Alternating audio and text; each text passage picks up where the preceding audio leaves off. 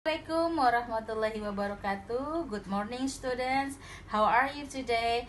Semuanya Bu Elia harap baik-baik saja dan dalam keadaan sehat. Hari ini Bu Elia akan menjelaskan mengenai sumber daya alam atau biasa disingkat dengan SDA. Materi kita IPS ya anak-anak. Sumber daya alam terbagi menjadi yang pertama, yang dapat diperbaharui, yaitu sumber alam yang ketersediaan di alamnya dapat ditambah dalam waktu yang tidak lama. Contohnya, pertama, hewan dapat diperbanyak jumlahnya dengan diternak atau dikembangbiakan. Yang berikutnya adalah tumbuhan dapat diperbanyak jumlahnya dengan cara membuka pertanian, perkebunan, dan hasil hutan.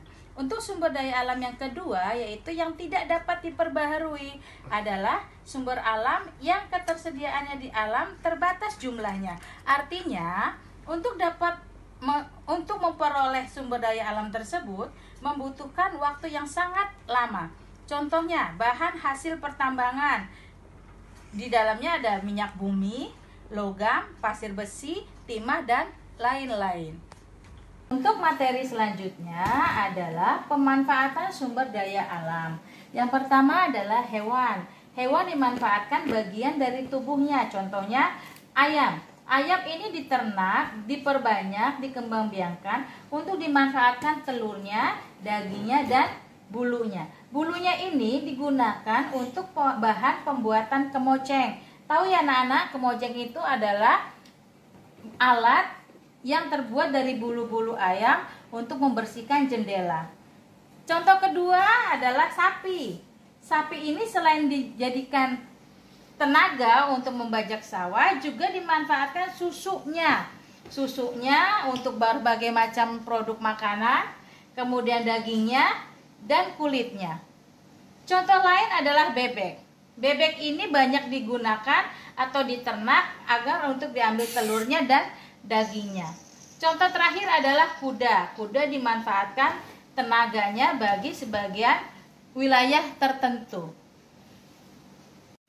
Sumber daya alam yang kedua adalah tumbuhan. Tumbuhan dimanfaatkan juga dari bagian tumbuhnya.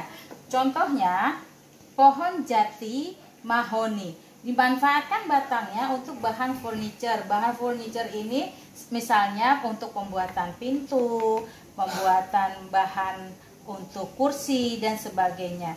Yang kedua adalah pohon karet. Pohon karet ini diambil getahnya untuk dijadikan bahan ban kendaraan. 3. Bambu dan rotan. Batangnya dijadikan untuk bahan kerajinan dan mebel.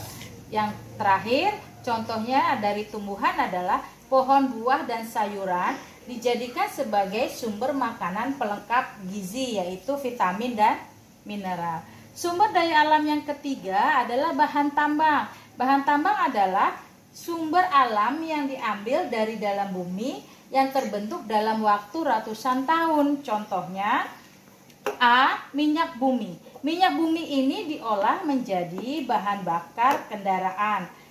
Apa contoh bahan bakar kendaraan? Yaitu Pertamax, Pertalite, dan lain-lain. Yang B. Batu bara. Batu bara ini terbentuk dari fosil makhluk hidup yang dimanfaatkan untuk bahan bakar. Fosil makhluk hidup ini sudah berumur ratusan tahun ya anak-anak, sehingga menghasilkan batu bara yang dimanfaatkan oleh manusia sekarang untuk bahan bakar. Yang ketiga adalah emas. Emas ini merupakan logam dari dalam bumi yang dimanfaatkan untuk perhiasan. Pasti kalian juga tahu ya anak-anak, emas ini digunakan untuk apa? Dibikin anting, kalung, gelang, dan sebagainya. Untuk logam yang berikutnya adalah baja dan besi. Baja dan besi ini dijadikan untuk membuat kerangka bangunan atau alat-alat rumah tangga. Demikian anak-anak materi pembelajaran IPS kali ini mengenai sumber daya alam. Semoga kalian mengerti semua. Salam.